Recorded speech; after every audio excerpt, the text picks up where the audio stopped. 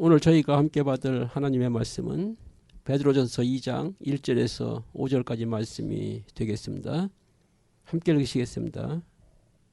그러므로 모든 악독과 모든 괴율과 외식과 시기와 모든 비방하는 말을 버리고 갓난 아이들같이 순전하고 신령한 젖을 사모하라. 이는 이로 말미암아 너희로 구원에 이르도록 자라게 하려 함이라. 너희가 주의 인자심을 맛보았으면 그리하라. 사람에게는 버림바 되었으나 하나님께는 택하심을 입은 보배로운 산돌이신 예수에게 나와 너희도 산돌같이 신령한 집으로 세워지고 예수 그리스도로 말미암아 하나님이 기쁘게 받으실 신령한 제사를 드릴 거룩한 제사장이 될지니라. 아멘. 사랑의 아버지 하나님 감사합니다. 오늘도 저희를 세상 어두운 데서 사망의 길에서 돌이켜 하나님의 빛 가운데 생명의 길에 있게 하신 하나님께 감사와 찬양을 드립니다.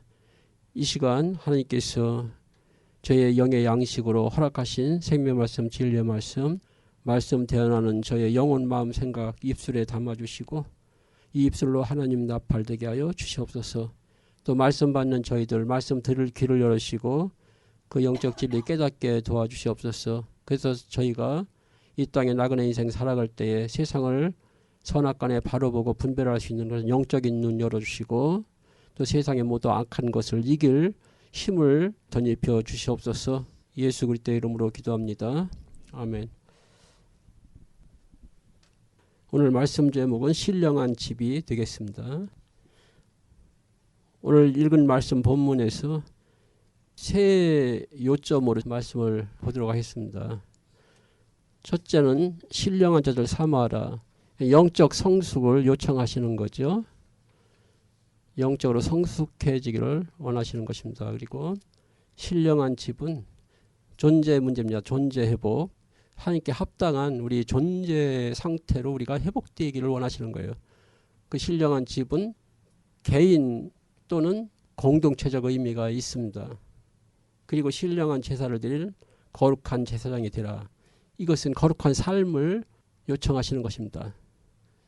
세상 사람들과는 다른 구별된 거룩한 삶을 살기를 요청하시는 거예요. 이 세 가지 요점으로 말씀을 함께 받도록 하시겠습니다. 복음 신앙은 존재 문제와 삶의 문제를 해결하고 회복하는 것입니다. 오늘 본문 말씀을 그 핵심으로 요약한 것입니다. 오늘 말씀의 결론이 될 수 있는 것이죠. 하나님께서 복음을 주신 것은 죄로 인해서 하나님과 관계성이 파괴된, 그래서 하나님의 생명에서 끊어지고 진리에서 끊어진 그 파멸적인 우리 존재를 회복하는 것입니다. 그러니까 하나님과의 바른 관계성 회복이 되는 것이고요. 그리고 삶의 회복입니다. 우리가 이 땅에 살아가면서 하나님이 기뻐하시는 거룩한 삶으로 하나님께 영광 돌리는 것은 당연한 도리입니다. 이건 도리예요. 하고 않고 문제가 아닙니다. 자녀가 부모에게 효를 하듯이 당연한 도리인 것이죠. 존재 문제는 생명의 문제라고 할 수 있습니다. 존재 문제는 생명의 문제이고 삶의 문제는 다른 개념으로 하면 사랑의 문제가 되는 것입니다. 마태복음 22장 36절에서 40절 보게 되면 그 유대인들이 예수님께 와서 계명 중에 가장 큰 계명이 뭐냐 이렇게 물을 때 예수님께서 첫째는 하나님을 사랑하는 것이다. 근데 어떻게 사랑하냐 보면 자기 마음을 다하고 목숨을 다하고 뜻을 다하여 이게 자기 전 존재적으로 전인격적으로 우리 존재론적이며 또 삶으로 하나님을 기쁘게 하는 것이 하나님을 사랑하는 것이다 이렇게 말씀하셨습니다. 이건 하나님과의 관계성, 다시 말하면 생명의 문제인 것입니다. 그리고 이웃을 내 몸같이 사랑하라. 이거는 이제 삶의 문제가 되겠습니다. 물론 명확히 생명과 삶을 나눌 수는 없는 거예요. 이거는 불가분 같이 하나 되는 것이기 때문에 나눌 수는 없는 것입니다.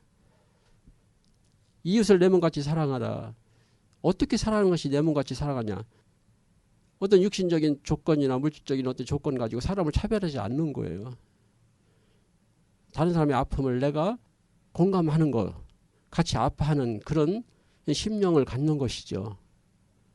그래서 우리가 믿음의 형제라면 그를 위해서 기도도 할 수 있고 내가 할 수 있는 또 여한 도움을 주게 되는 것이고요. 그리고 나의 어떤 정욕, 내 이익을 위해서 사람을 수단으로 여기거나 도구로 삼지 않는 거예요. 로마서 13장 10절에서는 사랑이 뭐냐를 이렇게 설명하고 있습니다. 이웃을 내 몸같이 사랑하는 게 뭐냐? 이웃에게 악을 행치 않는 것이다 이렇게 말씀하고 있어요. 내 이익을 위해서, 내 정욕을 위해서, 어떤 나의 이기적인 목적을 위해서 다른 사람에게 악을 행치 않는 것입니다. 존재의 문제는 생명의 문제이고 삶의 문제는 사랑의 문제입니다. 사랑은 함께 할 수 있는 선한 동력이 되는 거예요. 함께 할 수 있는 것입니다. 이 세상의 문제, 사랑의 결핍의 문제죠. 인간관계의 모든 인간관계의 문제의 가장 핵심에는 사랑의 결핍입니다. 이웃을, 다른 사람을 내 몸같이 여기지 못하는 거예요. 그러니까 부부라도 부지불식 간에 내 정욕, 내 어떤 만족을 위한 대상을 수단으로 삼는 그런 부분들이 있게 되는 것이고 뭐 타인에 대해서는 더 말할 것도 없는 것이죠.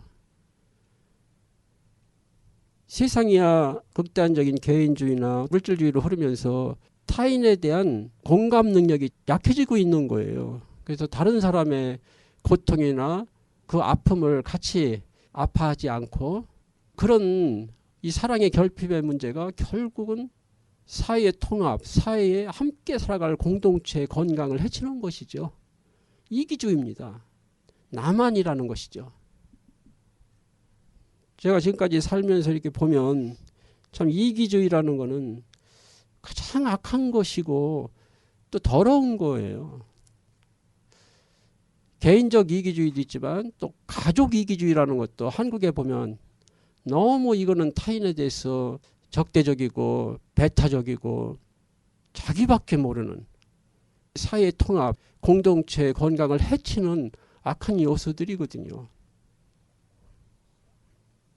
우리가 하나님 자녀로서 이 땅 살아가면서 타인을 바라보고 느끼는 그런 공감력 같은 것이 좀 회복되는 것이 또 하나님을 기쁘게 하는 것이고 하나님께 영광 돌리는 거룩한 삶이 되겠습니다. 예수 그리스도의 믿음으로 거듭난 그리스도인은 존재 양상이 바뀐 새로운 피조물입니다. 존재 문제가 해결된 거예요. 하나님과의 생명적 관계, 이 관계성이 회복된 것입니다. 고린도 후서 5장 17절에 본 누군지 그리스도 안에 있으면 새로운 피조물이라 보라 이전 것은 지났으니 새 것이 되었도다 그렇게 선포하고 있습니다. 이런 말씀으로 나를 정말 볼 수 있어야 되고 이 말씀이 나에게 아멘이 돼야 되는 거예요. 자기 인식 대단히 중요한 거거든요. 내가 누구냐, 내가 지금 어떤 존재냐 하는 거예요. 그 자기 인식 매우 중요한 우리의 신앙의 가장 본질이 되겠습니다. 에베소서 2장 1절에서 10절까지 말씀을 보시게 되면 우리가 구원받기 전 예수도 믿고 거듭나기 이전에 우리 존재 상태와 예수도 안에서 거듭난 이후의 존재 상태에 대해서 설명하고 있는 거예요. 너희의 허물과 죄로 죽었던 너희를 살리셨도다. 그때 너희가 그 가운데서 행하여 이 세상 풍속을 좇고 공중의 권세 잡은 자를 따랐으니 곧 지금 불순종의 아들들 가운데 역사하는 영이라. 전에는 우리도 다 그 가운데서 우리 육체의 욕심을 따라 지내며 육체와 마음에 원하는 것을 하여 다른 이들과 같이 본질상 진노의 자녀였더니 긍휼에 풍성하신 하나님이 우리를 사랑하신 그 큰 사랑을 인하여 허물로 죽은 우리를 그리스도와 함께 살리셨고 또 함께 일으키사 그리스도 예수 안에서 함께 하늘에 앉히시니 우리 존재 상태가 바뀐 거예요. 이는 그리스도 예수 안에서 우리에게 자비하심으로써 그 은혜의 지극히 풍성함을 오는 여러 세대에 나타내려 하심이라.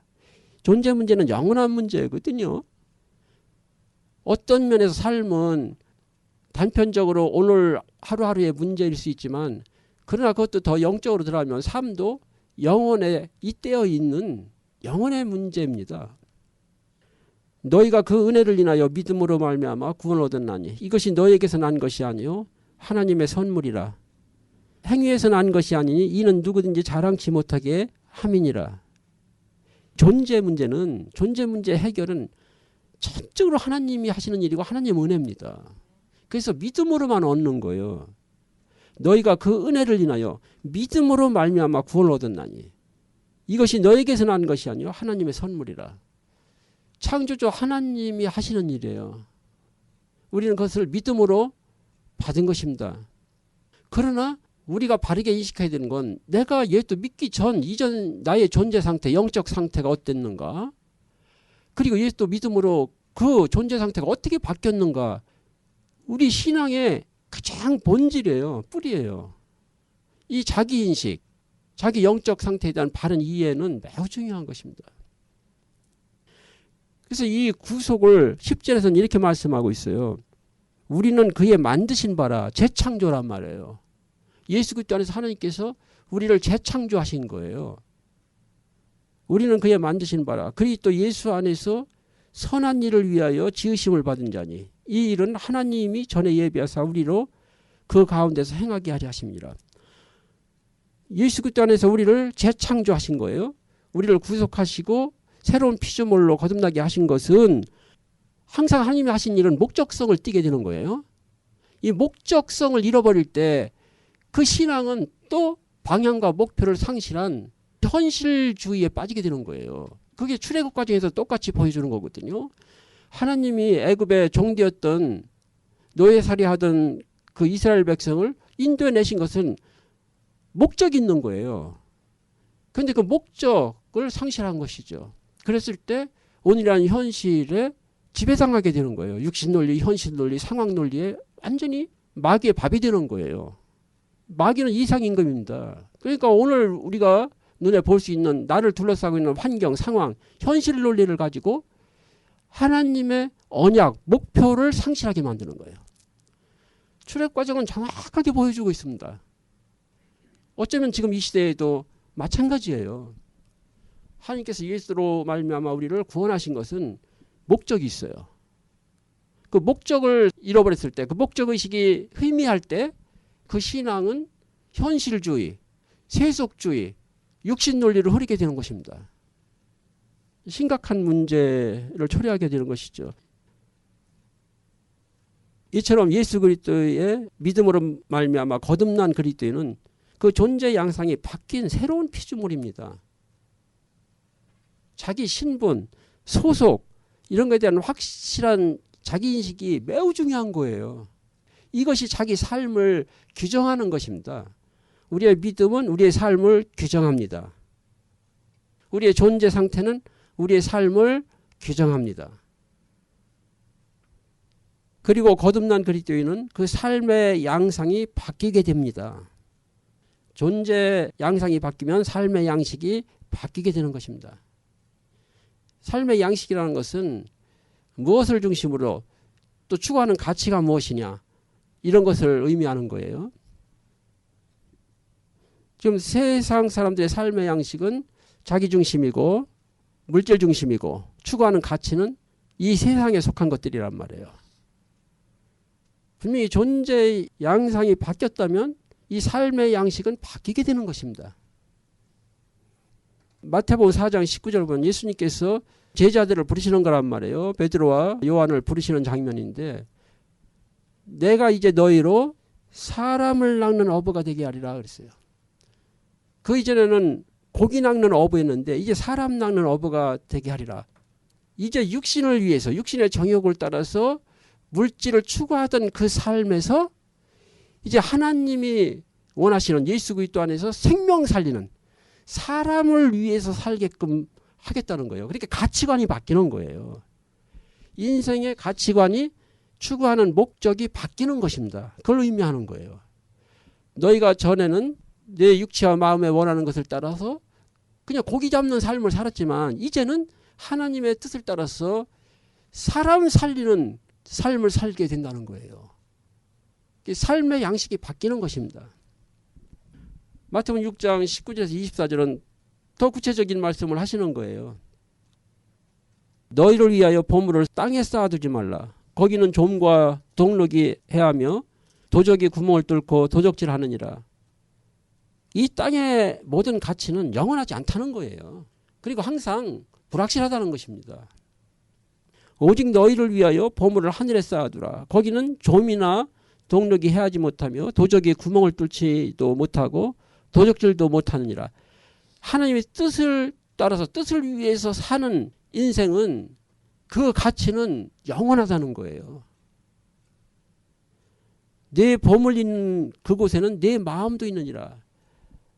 우리가 무엇을 추구하고 사느냐, 추구하는 가치가 무엇이냐에 따라서 우리의 인생의 본질도 달라진다는 거예요. 내 보물 있는 그곳에는 내 마음도 있느니라. 마음이라면 여기서 우리 존재의 중심을 말하는 거니까 우리 존재란 말이에요. 보물은 물질을 말하는 거예요. 그러니까 이 세상의 가치를 추구하면 네 마음도 네 존재 가치도 거기에 속해 한다는 거예요.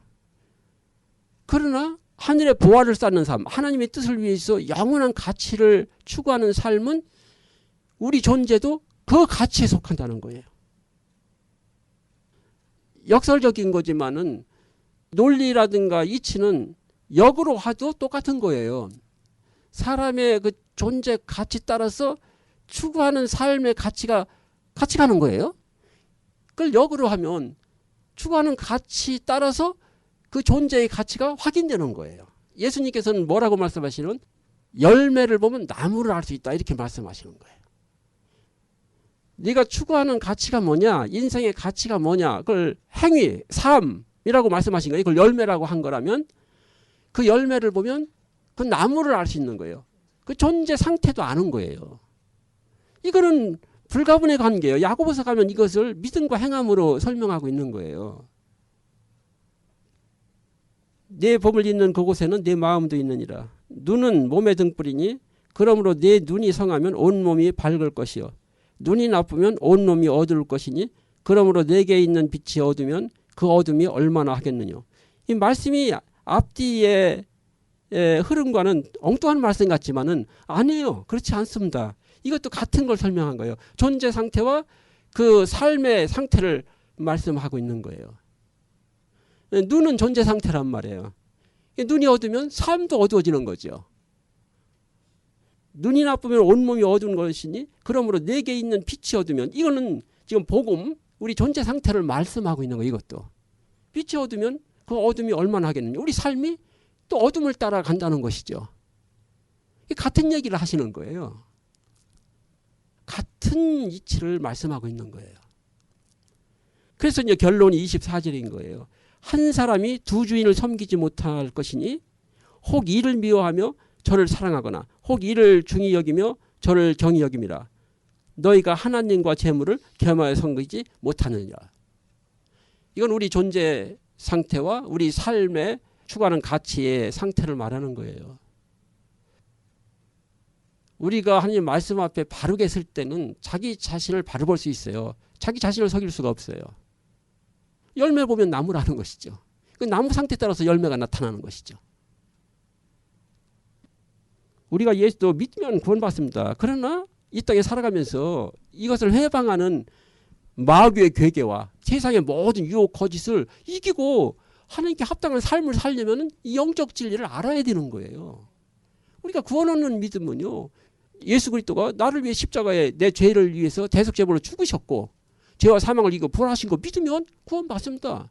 근데 그 구원을 지키고 끝까지 이 구원을 이루어 가려면 마귀와의 싸움이 있는 거예요. 이 세상의 거짓과 유혹과의 싸움이 있는 거예요. 내 믿음을 지켜가려면 영적 진리를 알아야만 되는 거예요. 이게 안 되기 때문에 구원의 삶을 못 사는 거예요.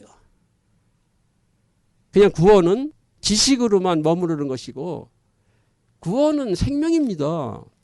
생명을 가진 자는 합당한 삶을 살게 돼 있는 거예요.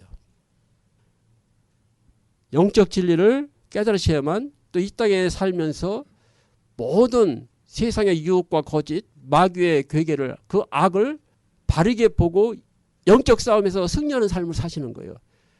그리고 내 믿음을 지키는 것이고 더 나아가서는 이 땅에 살면서 비록 부족할지라도 복음의 권세와 축복을 누리게 되는 거예요. 이 마음의 평강을 누리게 되고 안정된 삶을 살게 되고 그러므로 또 하나님께 영광 돌리는 거룩한 삶을 살게 되는 것입니다. 그래서 하나님께서 이 성경이라는 말씀을 우리에게 주신 거예요. 빌립보서 3장 1절에서 9절도 같은 말씀이겠죠. 거듭난 그리스도인은 그 삶의 양식이 바뀌는 것입니다. 전도자 바울, 내가 육신적인 거 자랑할 거 많다. 나 배경 다 가지고 있다. 그러나 나는 그것을 배설물로 여긴다. 왜? 왜 그렇습니까? 세상 사람들이야 그걸 인생의 가치로 두고 그걸 추구하고 살지만 나는 더 큰 거 가졌다. 영원한 거 가졌다. 이거 위해서 그것은 배설물로 여긴다. 그런 거예요. 삶의 양식이 바뀌는 것입니다. 추구하는 가치가 바뀌는 거예요. 이게 바뀌지 않으면 그 존재 상태가 의심스러운 것이죠. 이런 바울의 영적인 진실과 그 고백이 우리 것이 돼야 되는 거예요. 거듭난 그리스도인이 추구하는 인생의 가치와 목표는 단지 이 세상에 속한 유한한 것이 아닙니다. 하나님의 나라에 속한 영원한 것입니다. 분명해져야 돼요. 이게 바뀌어야 됩니다. 내 자신에 대해서 확증이 돼야 돼요. 내가 정말 추구하는 인생의 가치와 목표가 어디냐는 거예요. 땅이냐 하늘이냐는 거예요. 유한한 것이냐 영원한 것이냐. 이게 분명해져야 됩니다. 오늘 읽은 말씀에서도 이걸 요청하시는 거예요. 우리에게. 너희는 신령한 제사를 드리는 거룩한 제사장이 되라. 이것은 거룩한 삶을 요청하시는 거예요. 앞에 신령한 집이라는 것은 존재 상태를 말하는 것이고요. 이걸 하기 위해서 앞에서는 영의 양식인 말씀을 사모하라는 것이고요. 말씀으로 이게 이루어져 가는 거예요. 그러니까. 하나님께서 우주 만물을 창조하실 때도 말씀으로 창조하셨잖아요. 결국 우리를 구속하기 위해서 그 말씀이 육신이 되어 우리 가운데 오신 거잖아요. 그 말씀은 창조의 원리고 생명의 진리이고 질서라는 거예요. 그런 의미로 말씀하신 거죠. 거듭난 그리스도인이 추구하는 인생의 가치와 목표는 단지 이 세상에 속한 유한한 것이 아닌 하나님의 나라에 속한 영원한 것입니다. 그래서 고린도후서 4장 16절 18절 보면 전도자 바울이 이렇게 고백을 하는 거예요. 우리의 겉사람 후패하나 우리의 속은 날로 새롭도다. 우리의 바라는 것은 보이는 것이 아니요 보이지 않는 것이다. 왜? 보이는 것은 잠깐이요 보이지 않는 것은 영원하기 때문에.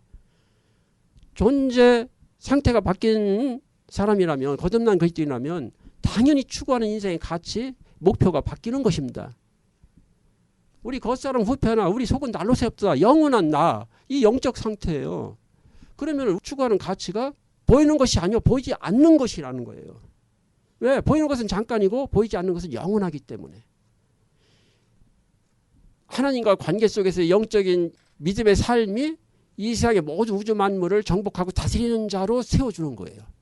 우주 만물을 정복하고 다스리는 건 지금 세상 사람들이 과학 기술을 통해서 정복하는 걸 얘기하는 게 아니에요. 그래서 하나님의 뜻에 맞게 그 질서와 조화 속에서 하나님이 기뻐하시는 그 하나님 영광을 위해서 잘 쓰고 다스리는 것을 말하는 거예요. 하나님 떠난 인간이 자연, 우주 만물을 정복하고 다스리는 개념은 그거야말로 악한 군대가 다른 나라를 침략해서 정복하고 다스리는 그런 개념과 같은 것이죠. 하나님 떠난 인류 역사는 그런 거거든요. 인간에 의해서 인간이 스스로 파괴돼 가는 것입니다. 하나님 떠난 인간은요. 어리석은 존재입니다. 그리고 유약한 존재고 악한 존재입니다. 거듭난 그리스도인이 추구하는 인생의 가치와 목표는 이 땅에 속한 것이 아닙니다. 하나님 나라에 속한 것입니다. 빌립보서 3장 12절 14절 보면 전도자 바울이 주님을 만나가지고 자기 생명을 바쳐서 모든 걸 바쳐서 하나님 일에 헌신하잖아요. 그럼에도 불구하고 내가 이미 이뤘다 함도 아니요 얻었다 함도 아니요. 그리고 내가 이미 한 일 뒤에 것은 다 잊어버리고 오직 표대를 향해서 달려간다 했어요. 하나님께서 예수 그리스도 안에서 위에서 부르신 부름의 상을 바라보고 쫓아가노라. 왜 전도자 바울만의 믿음이어야 됩니까? 아니 우리가 믿는 그리스도와 전도자 바울이 믿은 그리스도가 다릅니까? 예수 믿는 자에게 약속하신 하나님의 약속이 사람마다 다릅니까? 똑같은 고백을 우리도 할 수 있어야 되는 거예요. 또 그런 삶을 살아야 되는 거예요. 예수님이 첫 열매로 먼저 부활의 길을 가셨고 바울이 그 길을 따랐습니다. 예수님이 말씀하셨잖아요. 누구든지 나를 따르면 자기를 부인하고 자기 십자를 지고 쫓을 것이니라. 그 길을 바울은 갔어요. 그 바울이 우리에게 나를 본받으라 말하고 있어요. 우리는 같은 길을 가는 거예요. 같은 그리스도를 믿는 거예요. 같은 하나님을 믿는 거예요.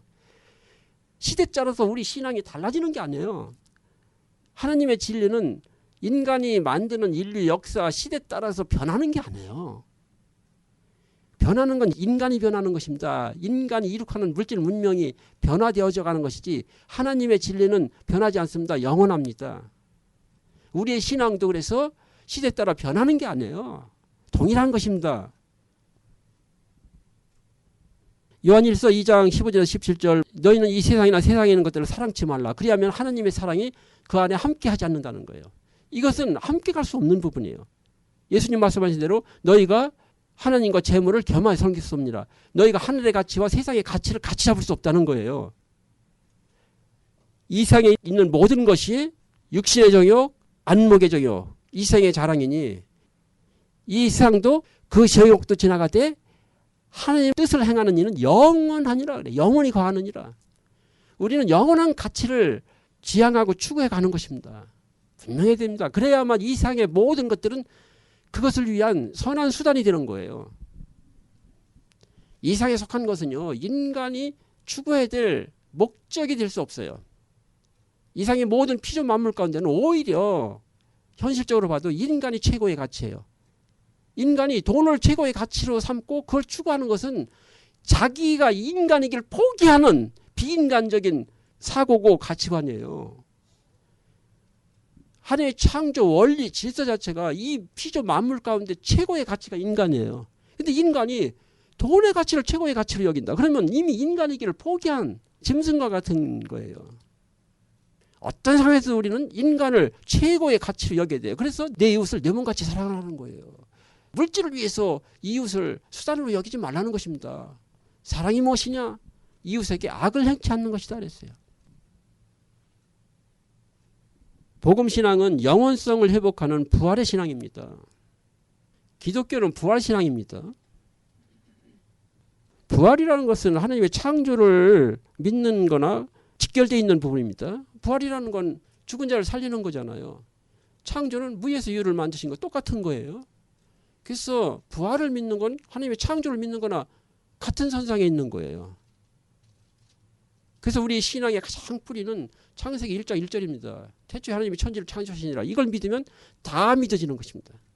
이걸 진짜 믿으면 다 믿어져요. 그러면 이제 생사화복을 주관하시는 하나님 당연한 것이죠. 죽은 자를 살리는 부활 당연한 것이죠. 하나님께서는 그 모든 것을 통해서 우리에게 단 한 가지를 보게 하시고 깨닫게 하시기를 원하는 거예요. 네가 하나님 형상대로 지음받은 영원한 존재라는 거예요. 비록 육신이 죽어도 소멸되지 않는 영원한 존재라는 거예요. 그래서 영원한 가치를 회복해야 된다는 거예요. 하나님께서 복음을 통해서 이루시고자 하는 것은 영원한 가치를 회복하는 거예요. 그걸 뭐 다른 말로 하면 영생이라고 말할 수 있고 하나님 나라라고 말하는 거예요. 영원한 가치. 부활은 바로 영원한 가치를 회복해 가는데 우리 믿음의 마지막 표적이에요. 사도행전 17장 31절에 보면은 하나님께서 예수를 죽은 자 가운데 살리심으로 말미암아 모든 사람에게 믿을 만한 표적을 주셨느니라. 믿음의 표적이에요. 최종적인 표적이에요. 부활은. 그런 면에서 부활을 이제 이해하시려면 전에 한번 말씀드렸기 때문에 생각하시기를 원합니다. 하나님께서 우리에게 주시고자 하는 것은 영생, 하나님 나라, 영원한 가치입니다. 그 모든 것은 그것을 위한 표적이에요. 믿음의 표적입니다. 복음신앙은 영원성을 회복하는 부활의 신앙입니다. 그래서 요한복음 3장 16절에서는 하나님이 세상을 이처럼 사랑하사 독생자를 주셨으니 이는 저를 믿는 자마다 멸망치 않고 영생을 주리 하십니다. 영생입니다. 이거 외에 다른 약속하신 게 아니에요. 예수 믿으면 건강 주겠다. 예수 믿으면 부를 주겠다. 아니에요. 그거는 인간의 욕망이 만들어내는 거짓이에요. 하나님은 예수 믿는 자에게 영생을 약속하신 거예요. 요한복음 5장 24절 내가 진실로 진실로 너에게 말하노니 내 말을 믿고 나 보내신 이를 믿는 자는 영생을 얻었고 심판에 이르지 아니하여 사망의 생명으로 옮겨는 자. 존재 상태입니다. 이 영원한 존재 상태예요. 요한복음 6장 40절에서는 하나님의 뜻이 무엇이냐? 뜻은 그 아들을 보고 믿는 자마다 영생을 얻는 것이다 그랬어요. 그것이 하나님의 뜻입니다. 하나님 뜻이에요. 그래서 요한복음 11장 25절에서 26절 보면 나는 부활이요 생명이 나를 믿는 자는 죽어도 살겠고 살아서 믿는 자는 영원히 죽음을 보지 아니하리라. 부활입니다. 기독교 신앙은 부활 신앙입니다. 부활은 영생을 말하는 거예요. 영원한 가치를 말하는 거예요. 하나님만 하실 수 있는 거예요. 창조주 하나님만 하실 수 있는 거예요. 인간은 창조주 하나님을 떠나서는 그 존재 의미도 가치도 없는 영적 피조물입니다. 하나님을 떠난 인간은요. 아무 존재 의미도 가치도 없는 것입니다. 요한복음 15장 1절에서 7절 예수님께서 이 부분에 대해서 포도나무 비유로 말씀하시는 거예요. 아버지는 농부요. 나는 포도나무니 그리고 너희는 가지다 그랬어요. 가지는 포도나무에 붙어 있어야만 된다는 거예요. 떠나서는 아무 존재 의미도 가치도 없는 거예요. 죽은 존재예요. 그래서 성경에서 본질적으로 죽음이라는 개념입니다. 죽음이라는 개념은 무가치하다. 그런 뜻을 갖는 거예요. 인간은요. 영혼을 지닌 영원한 존재이기 때문에 예수도 안 믿어도 죽어도요. 소멸되지 않습니다. 그래서 무서운 거예요. 하늘에서 영혼이 끊어져서 지옥에 빠지게 되는 거예요. 그게 문제예요. 죽어서 소멸되는 짐승 같으면 문제될 게 아무것도 없어요. 이렇게 살던 저렇게 살던 죽으면 소멸되니까. 인간의 죽음은요. 동물의 죽음과 다른 거예요. 죽어서 소멸되면 문제될 게 없어요. 죽어서 소멸이 안 되니까 문제인 거예요. 그래서 반드시 구원받아야만 돼요. 이건 이 땅의 삶의 문제가 아니에요. 그거는 그 다음에 따라오는 당연한 도리고 삶은 우리가 예수 믿는 문제는 삶의 문제가 아니에요. 존재 문제예요. 예수 믿지 않고 자기 육체 정욕 따라 살다가 죽으면 지옥 가는 것입니다. 그렇다고 소멸되는 건 아니에요. 하나님에서 영원히 끊어지는 거예요. 그것을 뭐라고 말하면 영원한 죽음이라고 말하는 거예요. 영원한 죽음은 무슨 뜻입니까? 그 존재 의미 가치를 영원히 상실한 상태. 존재 의미 가치가 없어요. 이 땅에도요. 사람들이 살아가면서 세상 사람들은 말할 거 없고 교회 안에서도 살아있지만 죽은 자가 있습니다. 살아있지만 하나님의 뜻 안에서 볼 때 아무 존재 의미 가치가 없어. 살아있어도 죽은 자예요. 그러나 예수 믿고 정말 하나님 뜻 안에서 살다가 죽었지만 죽었어도 산 자가 있어요. 그 첫 열매 바로 그리스도거든요. 그리고 그리스도를 따라갔던 많은 믿음의 사람들이 죽어있지만 살아있는 거예요. 히브리서 11장 4절 말씀을 보시면 믿음으로 아벨은 가인보다 더 나은 제사를 하나님께 드림으로 의로운 자라 하시는 증거를 얻었으니 여기서 아벨은 하나님의 뜻 영원한 가치를 추구했던 인생이고 가인은 이 땅의 가치 유한한 가치를 추구했던 인생이란 말이에요. 그렇게 이제 대표되는 거예요. 믿음으로 아벨은 가인보다 더 나은 제사를 하나님께 드림으로 의로운 자라 하시는 증거를 얻었으니 하나님이 그 예물에 대하여 증거하심이라. 저가 죽었으나 그 믿음으로써 오히려 말하느니라. 죽었지만 살아있는 거예요. 세상에서도 보면은 그냥 육신적인 측면에서 지금 살아있지만 죽은 자들 많습니다. 오히려 다른 사람에게 해가 되는 인간들 있잖아요. 이 사회에 독이 되는 인간들. 살아있지만 죽은 자입니다. 자기밖에 모르고 이기적이고 자기 유익에 매여 있는 자들. 공동체를 해되게 하는 자들입니다. 살아있으나 죽은 자입니다. 가치적으로 볼 때 그런 거예요. 그러나 이 세상에서도 죽었어도 살아있는 자가 있어요. 많은 업적을 남겼거나 그런 거죠. 그건 육신적인 측면에서 지금 우리가 하는 거예요. 그 이치는 똑같다 그 말이에요. 교회 안에서도 살아있지만 하나님의 뜻과 아무 상관없이 자기 이익을 따라 사는 죽은 자들이 있고 죽었지만 하나님의 뜻을 위해서 살다가 죽었지만 지금 살아있는 자들이 있는 거예요. 우리의 믿음의 조상들. 그것이 우리의 본보기가 되고 우리가 또 지향해 가는 가치란 말이에요. 이 세상에는 살아있으나 죽은 자들이 있고 죽었으나 산 자가 있는 것입니다. 하나님을 떠난 인간은 죽은 자이며 선을 행할 수 없는 나약한 육체일 뿐입니다. 이 성경에서 밝혀진 우리의 존재 영적 상태거든요. 하나님을 떠난 인간은요, 그 존재가 이미 죽은 자입니다. 모든 존재 의미와 가치를 상실한 존재. 그리고 선을 행할 수 없는 나약한 육체에 매여 있는 자입니다. 그게 원죄 아래 태어나는 모든 인간의 그 실존적인 영적 상태고 문제예요. 선을 행할 수 없습니다. 선의 기준을 세상의 어떤 윤리도덕이나 인간이 만든 기준에 두니까 뭐 선하다, 착하다, 뭐 어쩌다 하지만 하나님 기준에서 볼 때는 선을 행할 수 있는 자는 아무도 없습니다. 하나님을 떠난 인간은 죽은 자입니다. 누가복음 15장 24절 보면 누가복음 15장이 탕자의 비유의 말씀이잖아요. 그 탕자가 그 아버지를 떠났을 때, 그 이제 비유입니다. 하나님을 떠난 인간을 말하는 거예요. 아버지의 재산을 절반 가지고 떠났잖아요. 하나님 주신 이 세상의 모든 축복으로 주신 이 세상의 것을 자기 거로 삼고 이제 살아가는 인간을 말하는 거죠. 그가 다 허랑방탕 돈은 다 탕진해버리고 이제 먹을 거 하나가 구하기가 힘든 상태에 대해서 이제 생각인 거예요. 그러니까 아버지 집에는 먹을 게 많은데 내가 차라리 그 종으로라도 아버지께 돌아가리라 하고 이제 돌아올 때 그 상태를 말하는 거예요.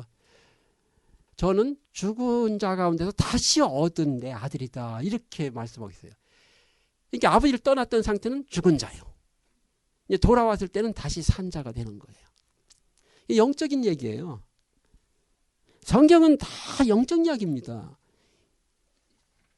영적인 진리를 모르면 이 세상을 바로 볼 수가 없어요. 그냥 피상적인 것만 보게 되는 거예요. 그러면 현실에 속게 되는 거예요. 이상인간 마귀에게 완전히 유린당하게 될 수밖에 없는 거예요. 마귀가요, 현실적인 거짓말쟁이가네요.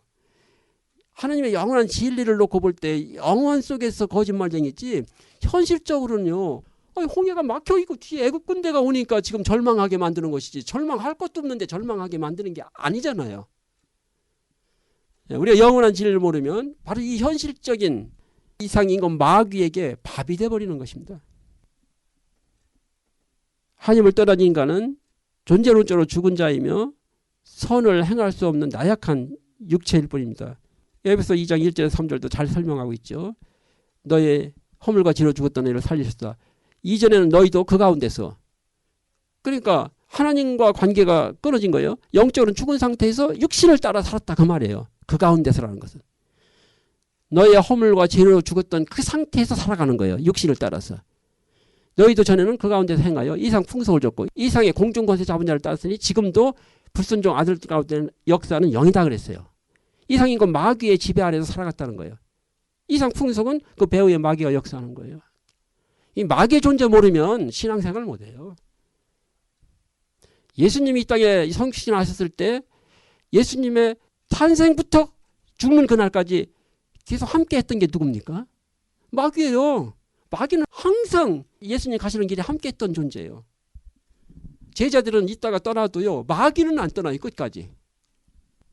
자, 우리의 신앙도 마찬가지인 거예요. 우리가 이 땅에서 가장 우리가 직시해야 되는 게 마귀라는 존재예요. 마귀가 하는 그 괴계를 봐야 돼요. 그 마귀가 지금도 우는 사자처럼 삼킬자를 찾고 있습니다. 우리가 육신을 벗는 그날까지 함께 할 거예요. 우리가 깨어있지 않으면 이놈이 바로 알아요. 공격하게 되는 거죠. 그리고 창세기 6장 5절에 보면은 그 노아 시대의 이제 사람들의 영적 상태 그리고 그들의 삶에 대해서 말씀하시는 거예요. 창세기 6장 5절 여호와께서 사람의 죄악이 세상의 관영함과 그 마음의 생각의 모든 계획이 항상 악할 뿐임을 보시고 선을 행할 수 없는 존재예요. 하나님을 떠난 인간은요, 선을 행할 수가 없어요. 스스로 선을 행할 수 있으면요, 가능성이 있죠. 인간은 가능성이 없어요. 그래서 가능성이 없는 상태를 죽음이라고 하는 거예요. 죽은 자를 살리는 게 복음이고요. 십자가의 원리입니다. 육신적으로도 이치 똑같습니다. 세상에서 병 걸려가지고 죽기 전까지는 가능성이 있는 거예요. 그러니까 모든 방법을 쓰잖아요. 일단 숨이 넘어가면 방법이 없는 거예요. 끝난 거예요. 원지 아래 태어난 인간은 이 상태라는 거예요. 선을 행할 수 없어요. 선을 스스로 행할 수 있으면 아직 목숨이 붙어 있다는 뜻이에요. 그러면 아직 인간에게 스스로 가능성이 있다는 거예요. 그러면 하나님이 굳이 예수를 십자가에 못 박지 않으셔도 되는 거예요. 그런데 가능성이 없어요. 전혀 없어요. 그래서 예수님이 십자가에 달리셔야만 되는 거예요. 이런 하나님이 하시는 일, 그 영적 원리와 이치들을 좀 이해하셔야만 우리가 신앙을 바르게 할 수 있고 내 믿음을 지켜갈 수 있어요. 그리고 이상인 건 마귀와의 영적 싸움을 해나갈 수가 있는 거예요. 그래서 로마서 3장 12절에서는 의인 없나니 하나도 없다 그랬어요. 하나님을 찾는 자도 없고 선을 행하는 자도 없느니 하나도 없다 그랬어요. 선을 행하는 자가 하나도 없다는 거예요. 영적인 거 모르면요, 이런 말씀을 받아들일 수가 없어요. 세상 기준으로는 하나님 말씀을 받을 수가 없어요. 원래 세상 기준으로 인간의 어떤 경험, 지식, 이성 기준으로는 복음이라는 건 받을 수가 없어요. 그래서 믿음으로 받는 거예요. 그래서 성령의 은혜로 받는 거예요. 어떻게 죽은 자가 사는 것을, 부활을 인간의 경험, 지식, 이성의 한계로 받겠습니까? 받을 수 없는 거예요. 예수님이 성육신하신 하나님이시고 그리스도라는 걸 어떻게 인간의 경험, 지식, 이성으로 받을 수 있어요? 못 받는 거예요. 그래서 마태복음 16장에 보면은 예수님이 너희는 나를 누구라 하느냐 할 때 베드로가 주는 그리스도시요 살아계신 하나님의 아들이십니다. 그러니까 야 베드로야 네가 참 머리가 좋구나, 똑똑하구나. 어떻게 이 비밀을 알았냐 이렇게 말씀하시지 않았어요.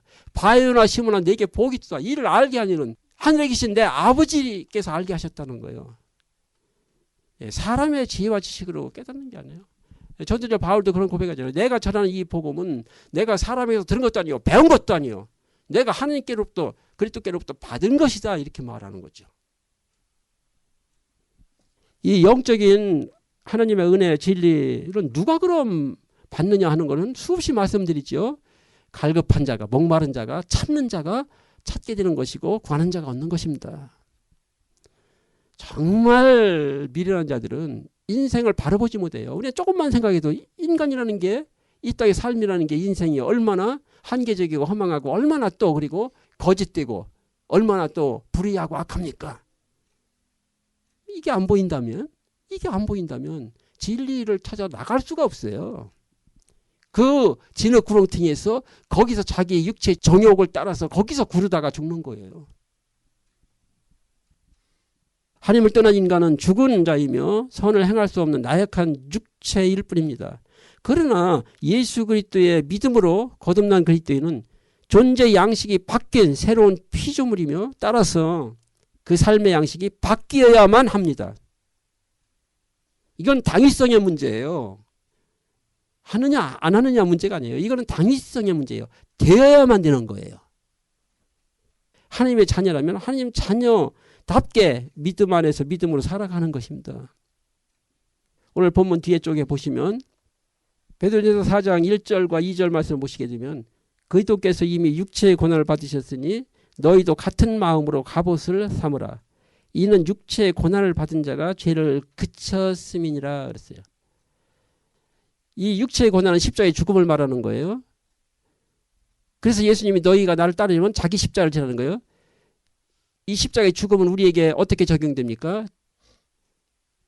옛사람이 죽는 거예요. 자기 부인이에요. 자기 부인. 자기 육체의 정욕이나 육체의 가치를 추구하는 삶에서 끊어지는 거예요. 그러니까 가치관이 바뀌었다 그 말이에요. 십자가의 부활이 다른 측면에서 가치관적인 측면에서 보면은 육신을 추구하고 살던 인생, 그 유한한 가치에 갇혔던 자가 거기서 이제 죽고 끊어지고 영원한 가치를 추구하는 인생, 영원한 가치 속으로 들어갔다 그 말이에요. 그게 십자가의 원리거든요. 이게 바뀌어야만 되는 거예요. 그런데 또 예수 믿고 거듭난 그리스도인이라고 하면서 세상의 가치를 추구하고 그걸 인생의 목적으로 삼거나 그걸 위해서 살아가는 인생이라면 그 믿음은 거짓된 것이죠. 그리스도께서 이미 육체의 고난을 받으셨으니 너희도 같은 마음으로 갑옷을 삼으라. 이는 육체의 고난을 받은 자가 죄를 그쳤음이니 그 후로는 다시 사람의 정욕을 좇지 않고, 사람의 정욕이라면 육체의 정욕, 육체적 가치, 이 세상 가치를 말하는 거예요. 그것을 쫓지 않고 오직 하나님의 뜻을 쫓아 육체의 남은 때를 살게 하려 함이라. 이게 예수 믿고 거듭난 그리스도인의 이 땅의 삶이에요. 그 삶이 바뀌는 거예요. 인생에 추구하는 가치가 바뀌는 거예요. 목적이 바뀌는 것입니다. 바뀌셔야만 됩니다. 열매를 보면 나무를 아는 것입니다. 그 삶을 보면 그 존재 상태를 아는 거예요. 그 존재 상태에 따라서 삶이 펼쳐지게 되는 것입니다. 삶의 양식이 바뀌지 않는 믿음은 그 자체가 죽은 껍데기일 뿐입니다. 야고보서 2장 17절 그리고 26절에서 말씀하십니다. 영혼 없는 몸이 죽은 것 같이 행함이 없는 믿음은 죽은 것이니라. 껍데기죠. 예수님 오실 당시에 그 서기관 바리새인들, 그 유대인들 영적 상태가 그 신앙의 현실이 이랬습니다. 껍데기 신앙. 그것을 예수님은 외식이라 그랬죠. 외식. 믿음이 그의 행함과 함께 일하고 행함으로 믿음이 온전케 되는 것입니다. 야고보서 2장 22절 말씀이에요. 믿음이 그의 행함과 함께 일하고 행함으로 믿음이 온전케 되었느니라. 믿음과 행함 문제, 자기 존재 상태와 삶의 양식, 그러니까 인생에 추구하는 가치가 같이 가는 거예요. 오늘 말씀에서 첫 번째는 신령한 저절을 사모하라. 예수 믿고 거듭났다는 것은 내 존재 상태 근본이 바뀐 것입니다. 육신의 가치를 추구하던 옛사람은 죽은 것입니다. 로마서 6장 3절에서 11절 말씀을 참고하시면 되겠습니다. 십자가에 연합된 자, 그러니까 예수도 믿고 거듭난 자는 이제 육신의 가치, 세상 가치를 추구하던 그 옛사람이 죽었어요. 그것을 다른 말로는 죄의 몸이 죽었다 그렇게 말씀하고 있어요. 그리고 이제 하나님을 대하여 산 것입니다. 소속이 바뀌었어요. 인생에 추구하는 가치가 바뀌었어요. 관심이 바뀌었어요. 거듭난 그리스도인은 이제 그 존재 상태가 바뀌었기 때문에 그 바뀐 존재 상태가 성숙해져 가는 것입니다. 영적인 사람으로 성숙해져 가는 거예요. 오늘 읽은 본문에서 1절을 보시면 그러므로 모든 악독과 모든 괴율과 외식과 시기와 모든 비방하는 말을 버리고 그랬어요. 그러므로는 앞에서 너희가 거듭난 것은 하나님 말씀으로 되어졌다는 거예요. 너희가 거듭났으므로 이제는 모든 악독과 모든 괴율과 외식과 시기와 모든 비방하는 말을 버리라는 거예요. 이건 뭘 말하는 거냐면 한마디로 말하면 육신의 정욕을 쫓는 세상의 가치를 쫓는 그 인생에서 벗어나라는 거예요. 모든 악독과 모든 괴율과 외식과 시기와 모든 비방은 바로 거기서 나오는 거예요. 내 육신의 정욕을 쫓기 때문에 이 세상 가치를 쫓기 때문에 그 인생에서 나오는 게 바로 이거라는 거예요. 그래서 거듭난 그리스도인이라면 육신의 정욕을 다스리며 오직 그리스도의 형상을 이루어가는 것입니다. 이걸 지금 1절에서 3절 말씀하신 거예요. 정말 거듭난 그리스도인이라면 이제 육신의 정욕을 다스리는 거예요. 그러면서 오직 그리스도의 형상을 이루어가는 삶을 사는 것입니다. 로마서 6장 12절에서도 말씀하시잖아요. 로마서 6장 2절에서 11절은 십자가의 원리를 설명한 거예요. 거기서 우리도 거듭난 것입니다. 그러므로 너희가 거듭났으니까 마찬가지예요. 같은 이치로 말씀하시는 거예요. 그러므로 너희는 죄로 너희 죽을 몸에 왕노릇하지 못하게 하여 몸의 사욕을 순종치 말라 그랬어요. 몸의 사욕을 순종치 말라는 거예요. 오늘 같은 말씀이에요. 너희가 거듭났으므로 그러므로 이제 죄로 너희 죽을 몸에 왕노릇하지 못하게 하여 몸의 사욕을 순종치 말고 이 육신의 정욕을 다스리는 것입니다. 만만치는 않습니다. 그래서 성령 충만 받으셔야 돼요. 늘 말씀으로 무장되셔야 돼요. 몸의 사욕을 다스리는 거예요. 이 몸의 사욕은 마귀의 통로거든요. 다스릴 수 있습니다. 하나님을 하지 못하는 걸 우리에게 하라고 하지 않으세요. 우리가 성령 충만 받고 하나님께 순종하고 믿음으로 하면 다스릴 수 있는 거예요. 야고보서 4장 7절에 보면 말씀하시잖아요. 너희는 하나님께 순복할지어다. 그리고 마귀를 대적하라. 그리하면 저가 너희를 피하리라. 예수님도 마태복음 4장에 보면 마귀에게 시험 받으실 때 마귀를 어떻게 물리치세요? 말씀으로 물리치는 거예요. 하나님께 완전히 순종하시면서 말씀으로. 하나님 말씀은 진리입니다. 진리의 칼이에요. 거짓은 진리로 이기는 거예요. 이 세상은 거짓과 거짓의 싸움입니다. 그래서 답도 없고요. 끝도 없는 거예요. 2절을 보시면 갓난 아이들같이 순전하고 신령한 젖을 사모하라. 하나님 말씀입니다. 위에 1장 23절에 보면 말씀으로 거듭난 거예요. 그리고 이제 말씀을 먹고 자라가는 거예요. 영적으로 성숙해지는 거예요. 영적 진리 깨닫고 그래서 세상을 바르게 영적으로 보고 분별하고 선악을 분별하면서 하나님 뜻이 무엇인지를 찾아가게 되고 성숙해지는 거예요. 갓난 아이들같이 순전하고 신령한 젖을 삼어라. 이는 이로 말미암아 너희로 구원에 이르도록 자라게 하려 함이라. 여기서 구원이라는 것은 예수 그리스도를 말하는 거예요. 에베소 4장 13절에 보면 그랬잖아요. 예수 그때 장사한 분량에 이르도록 자라가라. 여기서 구원에 이르도록 자라가라는 것은 그리스도의 장사한 분량에 이르도록 자라가라는 거예요. 그 말은 다시 말하면 그리스도의 형상, 하나님의 형상을 본받아 가라는 뜻이에요. 무엇으로 이렇게 되어집니까? 말씀으로 신령한 젖을 사모하라. 그래서 말씀으로 이렇게 되어져 가는 거예요. 우리가 하나님 말씀을 믿음으로 순종함으로 받고 잘 묵상하면서 영적 진리 깨닫고 성령의 은혜를 받는 것이 우리 신앙의 전부예요. 그것이 우리의 삶을 선한 삶을 살게 하고 거룩한 삶을 살게 만들어주는 힘이 되는 거예요. 동력이에요. 하나님 말씀 영적 진리 모르면 영적으로 무식한 거죠. 뭐 소경이죠. 정욕의 노예되어 살 수밖에 없는 거죠. 이 말씀의 중요성 마태복음 4장 4절 예수님께서도 그 말씀하신 거예요. 신명기 8장 3절 말씀을 인용하신 거예요. 사람이 떡으로만 사는 것이 아니요 하나님의 입으로 나오는 모든 말씀으로 사는 것이다. 이 영적 얘기예요. 우리 육신은 당연히 떡 먹어야 살지요. 하나님 말씀 먹고 육신이 삽니까? 그러면은 나는 믿음으로 살아야지. 하나님 말씀만 먹고 살아야지. 밥 안 먹고 말씀만 계속 들어봐요. 죽어요. 육신의 이치가 그런 거예요. 육신은 당연히 밥 먹고 살지만 우리 영혼은 우리 존재 근본은 하나님 말씀으로 살아가는 거예요. 요한복음 8장 47절에서도 예수님 하나님께 속한 자는 하나님의 말씀을 듣나니 그러니까 예수 믿고 거듭난 자 이제 하나님께 속한 자는 하나님 말씀을 듣는다는 거예요. 너희가 듣지 않는 것은 하나님께 속하지 아니했습니다. 그러니까 거듭나지 않았기 때문에 하나님 말씀을 듣지 않는다는 거예요. 교회 다니는데도요 많은 사람들이 하나님 말씀 영적 진리 얘기하면 졸아요. 그리고 관심이 없어요.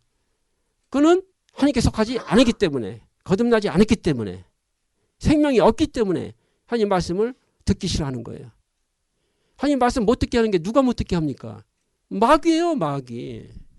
그거는 다른 이유가 없어요. 하나님 말씀 듣기 싫다. 말씀 듣는 게 재미없다.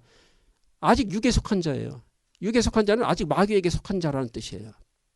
마귀가 못 듣게 하는 거예요. 하나님 말씀 들어야 삽니다. 이사야 55장 3절 말씀하셨잖아요. 너희는 내게 나와 들으라. 그리하면 너희 영혼이 살리라. 영혼이 사는 것입니다. 영혼이 살아야 이 땅에 잠깐 사는 인생도 의미 있고 가치 있는 삶을 살 수 있는 거예요. 갓난 아이들같이 순전하고 신령한 젖을 사모하라. 이는 이로 말미암아 너희로 구원에 이르도록 자라게 하렴이라. 너희가 주의 인자하심을 맛보았으면 그리하리라. 너희가 거듭났으면 그리하리라. 당연하다는 거예요. 이거는 당위성의 문제예요. 거듭난 자는요 하나님 말씀을 꿀처럼 달게 여기는 거예요. 말씀이 쓰다. 말씀이 재미가 없다. 졸립다. 육에 속한 자입니다. 그럴 리가 없어요. 저는 제 자신을 놓고 증거할 수 있고 간증할 수 있어요. 제가 예수 믿기 전 상태가 어땠는지 그 이후의 상태가 어땠는지 이거 분명하게 다른데요. 내 안에 증거가 있어요. 오늘 요점에서 두 번째입니다. 신령한 집. 앞에서 신령한 자를 사모함으로 인해서 이제 이 존재의 상태가 이렇게 성숙해져 가는 거예요. 온전해져 가는 거예요.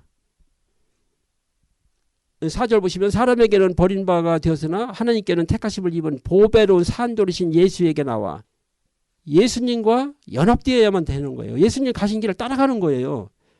그 믿음으로 말미암아서 5절 보시면 너희도 산돌같이 예수님 같이 그런 말이잖아요. 산돌이신 예수에게 나와 너희도 산돌같이 신령한 집으로 세워지고 산돌같이 신령한 집으로 세워지고, 이 신령한 집은 개인 그리고 또 공동체의 의미를 같이 품고 있어요. 고린도전서 3장 16절에 보면 거듭난 그리스도인을 하나님의 성전이다 그랬잖아요. 너희가 하나님의 성전인 것과 하나님의 성령이 너희 안에 함께 거하시는 것을 알지 못하느냐. 개인적인 입장입니다. 그러나 공동체도 같은 의미로 쓰여요. 고린도전서 3장 9절에 보면 우리는 하나님의 동역자들이요. 바울이 이렇게 복음 전한 전도자들에 대해서 하나님의 동역자라고 말해요. 얼마나 복된 직분입니까? 말씀 전하는 것이. 하나님의 동역자라는 거예요. 이보다 더 거룩하고 가치 있는 일이 어디 있습니까? 바울은 자신에 대해서 그렇게 인식하는 거예요. 그러니까 이 거룩한 영원한 가치 있는 일을 위해서 어떤 어려움을 당해도 불평하거나 낙심하지 않는 거예요. 우리는 하나님의 동역자죠. 너희는 하나님의 밭이요 하나님의 집이니라 그랬어요. 하나님의 집입니다. 우리 마음은 하나님의 집이에요. 우리 존재 상태가 하나님의 집이에요. 하나님이 함께 하실 때 임마누엘, 이거는 성경의 가장 핵심 개념이거든요. 하나님의 창조와 구속에 있어서 가장 핵심 개념이에요. 임마누엘, 하나님이 함께 하신다. 인간의 죄로 인해서 하나님이 떠나셨잖아요. 그래서 하나님이 함께 하시는 게 뭐예요? 바로 성육신, 예수가 이 땅에 오신 거예요. 그걸 하나님이 너희 가운데 함께 하신다고 그렇게 말씀하고 있어요. 그걸 임마누엘이라고 말하는 거예요. 성경의 가장 핵심 단어가 영생, 생명, 임마누엘 이런 것들이에요. 임마누엘, 생명 같은 얘기예요. 사실은. 고린도전서 3장 16절은 너희가 하나님의 성전인 것과 하나님의 성령이 너희 안에 거하시는 것을 알지 못하느냐. 그 17절 그래서 이런 경고를 하시는 거예요. 누구든지 하나님의 성전을 더럽히면 하나님이 그 사람을 멸하시리라. 하나님의 성전은 거룩하니 너희도 그러하니라. 하나님은 그 존재 자체가 거룩하신 분이에요. 죄와 섞일 수 없어요. 그래서 그 하나님을 모시는 성전인 우리는 그 마음과 그 존재 상태를 거룩하게 해야만 되는 것입니다. 늘 말씀 보고 묵상하면서 그 말씀에 굴복하는 삶을 사는 거예요.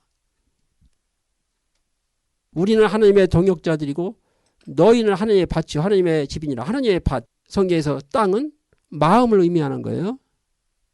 하나님의 밭. 누가복음 8장 15절에 보면 땅은 바로 우리 마음을 의미한다고 말씀하고 있어요. 우리 마음은 하나님의 밭이에요.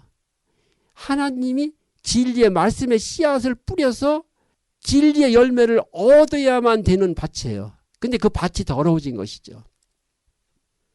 창세기 3장에 보면은 인간의 마음이 더럽혀진 거잖아요. 그 마음밭에서 가시나무와 엉겅퀴와 이 모든 악한 것들이 마음을 뒤덮고 있는 거예요. 그러니까 인간이 살아가는 게 힘겨운 거예요. 힘겨운 거예요. 예수님은 그래서 마태복음 15장 19절 보면 그 마음에서 나오는 것이 너희를 더럽힌다는 거예요. 인생을 실패하게 만들고 힘들게 만든다는 거예요. 마음밭이요. 완전히 가시나무 엉겅퀴로 뒤덮여 있는 거예요. 그래서 예레미야서 보면 예레미야가 그렇게 부르짖죠. 너희는 너희 마음밭을 갈아엎으라 그러죠. 기경하라. 하나님 말씀을 받기 위해서 마음밭을 갈아엎으라는 거예요. 모든 가시나무들을 뽑아내버리고. 그런데 예수님 오실 때 실제 유대인들의 마음밭은 어땠습니까? 길가밭, 가시덤불밭, 돌밭. 그 마음 상태를 이렇게 설명하신 거예요. 그러니까 하나님 말씀 생명의 씨앗을 받을 수가 없어요. 길가의 밭 마귀에게 그냥 다 빼앗기고 마는 거예요.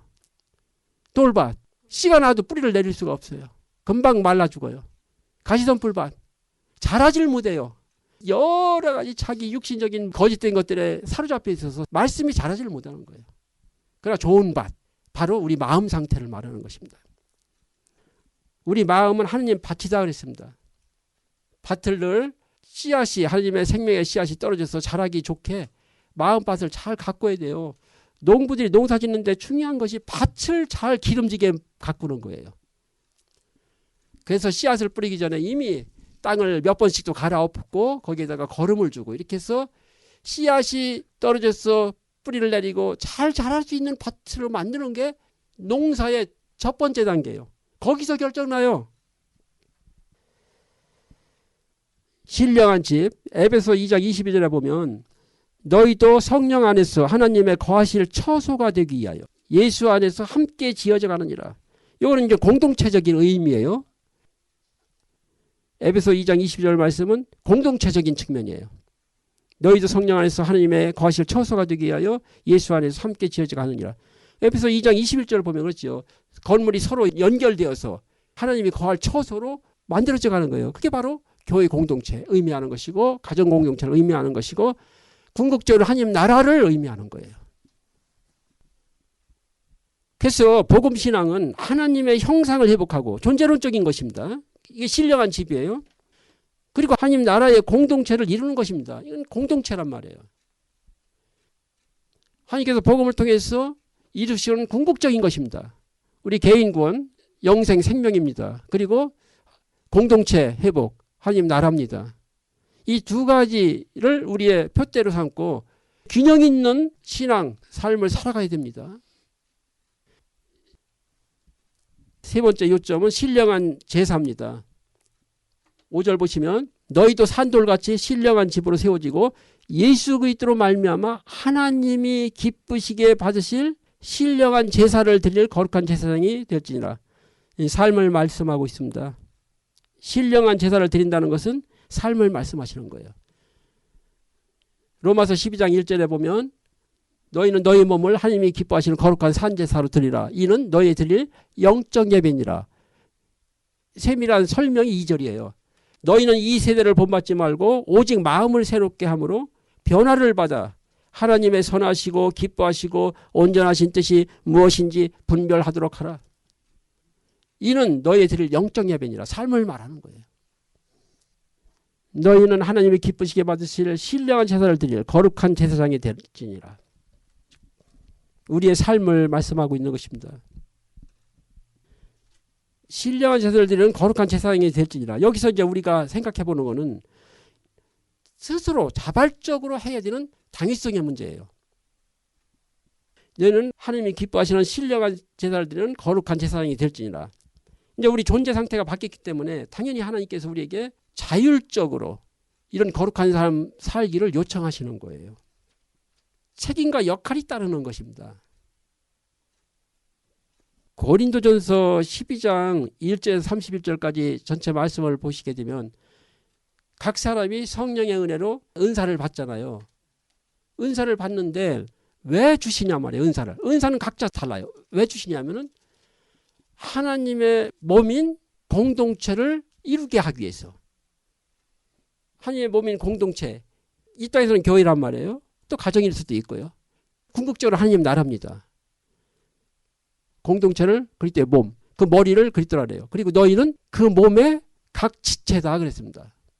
지체로서의 역할과 책임이 따르는 거예요. 그래야만 건강한 공동체가 이루어지는 거예요. 있는 것입니다. 역할과 책임이 각자에게 있는 거예요. 로마서 8장 28절에서는 하나님을 사랑하는 자, 곧 그의 기뻐하심을 입은 자들에게는 모든 것이 합력해서 선을 이루느니라. 이 공동체적인 개념이에요. 참 중요한 부분이죠. 교회 공동체. 교회를 보면 가라지들이 있어가지고 교회 공동체를 허물지요. 계속 혼란하게 만들고. 그러나 정말 믿음 안에 있는 자들은 교회를 굳건하게 세우는 각자의 역할과 책임이 있는 거예요. 교회의 기둥이 되는 거예요. 어떤 삶을 사느냐에 따라서 하나님께서 판단하신다는 것입니다. 로마서 아까 6장 12절 이어서 6장 13절도 보면 이렇게 말씀하고 있어요. 너의 지체를 불의의 병기로 죄에게 드리지 말고 오직 너의 자신을 하나님께 드리며 너의 지체를 의의 병기로 하나님께 드리라. 하나님의 몸된 교회, 하나님 나라의 각 지체로서 역할과 책임이 따른다는 것입니다. 이게 바로 신령한 제사를 드리는 거룩한 제사장이 될지니라. 이 말씀이에요. 에베소서 5장 11절에 보면 너희는 열매 없는 어둠의 일에 참여하지 말고 도리어 책망하라. 열매 없는 어둠의 일은 세상 걸 말하는 거겠죠. 세상의 가치, 물질적 가치나 어떤 육신적인 가치, 세상의 가치를 추구하는 인생. 그 인생을 열매 없는 어둠의 일이라고 그래요. 너희는 이제 세상에서 구별된 자로서 그 세상의 가치를 쫓는 그 어둠의 일에 참여하지 말고 도리어 책망하라. 책망하라는 것은 구별되라는 뜻이겠죠. 세상에 거짓된 것을 폭로하여 드러내다 그런 뜻인데 구별되라는 뜻이에요. 우리에게는. 에베소 5장 8절에서 14절까지를 보시겠습니다. 너희가 전에는 어둠이더니 이제는 주 안에서 빛이라. 빛의 자녀들처럼 행하라. 삶이 바뀌어야 됩니다. 왜? 존재가 바뀌었으니까요. 너희가 전에는 어둠이더니 이제는 주 안에서 빛이라. 당연히 빛의 자녀들처럼 행하라. 삶이 바뀌는 것입니다. 빛의 열매는 모든 착함과 의로움과 진실함이 있느니라.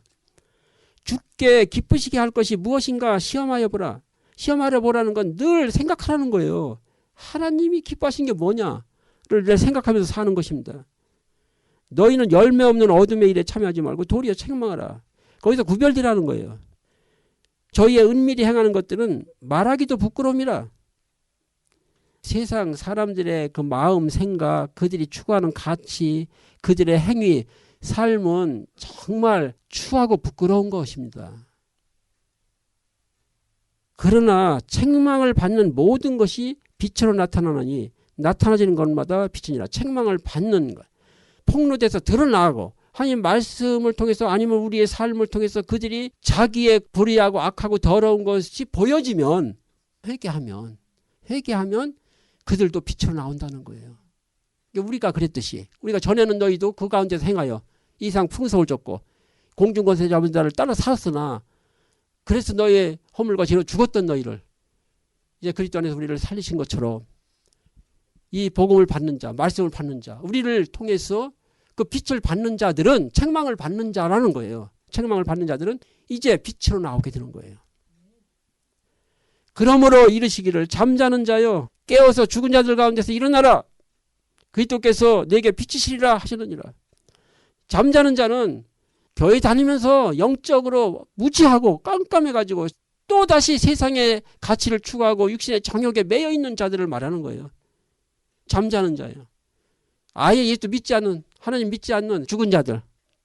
왜 네가 예수 믿고 교회 다닌다고 하면서 왜 죽은 자들 가운데서 똑같이 사느냐 그 말이에요. 거기서 빠져나와라, 구별되라 그런 뜻이에요. 왜 너희가 예수 믿는다고 하면서 세상의 가치를 추구하고 육신의 정욕을 추구하고 세상 길을 가느냐는 거예요. 왜 죽은 자들 가운데서 함께 있냐는 거예요. 잠자는 자여 깨어 일어나라 그랬어요. 결단 필요합니다. 결단해야 됩니다. 다니엘이 결단한 것처럼 결단해야 됩니다. 그때부터 성령이 역사하시기 시작해요. 그러므로 이르시기를 잠자는 자여 깨어서 죽은 자들 가운데서 일어나라. 그리스도께서 내게 빛이시리라 하셨느니라. 결단하시면요. 그때부터 성령께서 역사하세요. 이 책망이라는 게 참 하나님의 은혜거든요. 책망을 받지 않는 신앙은요. 소망이 없어요. 성장이 없습니다. 다윗도 하나님의 책망을 받으면서 그 노년에는요. 아주 영적인 사람으로 성숙해져 가거든요. 그래서 마지막 말씀을 우리가 참고하고 마치도록 하겠습니다. 잠언 23장 13절 14절에 있는 말씀이에요. 이 책망이라는 말씀을 이어서 이제 보게 되는 거예요. 아이를 훈계하지 아니치 말라. 채찍으로 그를 때릴지라도 죽지 아니하리라.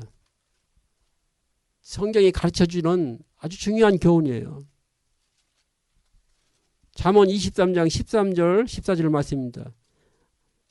아이를 훈계하지 아니치 말라. 채찍으로 그를 때릴지라도 죽지 아니하리라.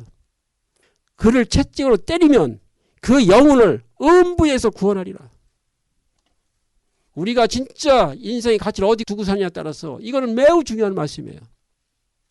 세상은요, 이 땅에서 풍요를 누리고 이 땅에서 성공하고 이 땅에서 인권이니 개인 권리니 이따위 소리 하면서 영혼이 망하는 것입니다.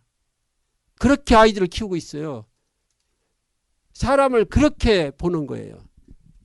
성경은 그렇게 말하지 않습니다. 너희는 일어나서 깨어라. 그래서 이 어둠을 책망하는 자가 되라는 거예요. 이 세상의 어둠에 대해 참여하지 말고 책망하는 자가 되라. 악한 건 악하다고 말할 수 있어야 돼요. 틀린 건 틀리다고 말할 수 있어야 돼요. 어떤 기준에서? 하나님 말씀 기준에서. 영원한 생명의 가치 기준에서 아니면 아니다고 말할 수 있고 틀렸으면 틀리다고 말할 수 있고 그것이 악하면 악하다고 말할 수 있어야 돼요. 그게 지금 이게 때리는 거잖아요. 실제로 하면 자식 같은 경우는 매로 때리는 거예요.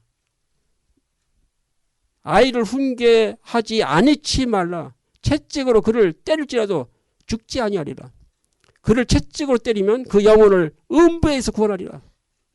내비두면요 영원히 망해버려요. 이게 아까 에베소 말씀 5장 말씀에서 어둠에 참여치 말고 책 많은 자가 되라는 거예요. 그저 인간관계 그냥 유지하려고 가지려고 그냥 계속 거짓말하고 악한 말하고 하나님을 대적하는 말을 하는데도 그냥 뭐 이렇게 믿음에 대해서 나타내질 않는 거예요. 그럼 책망하지 않는 것이죠. 그러면 그를 음부에 떨어지게 만드는 거예요. 틀린 건 틀렸다고 아니면 아니라고 악한 건 악하다고 말할 수 있어야 돼요.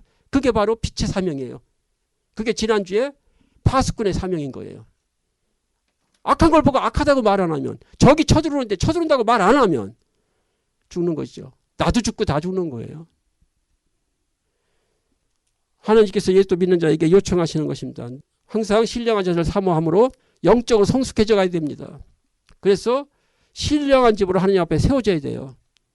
내가 하나님 형상 회복해가는 것입니다. 그리고 하나님의 공동체에 내가 건강한 역할과 책임을 하는 기둥이 돼야 됩니다.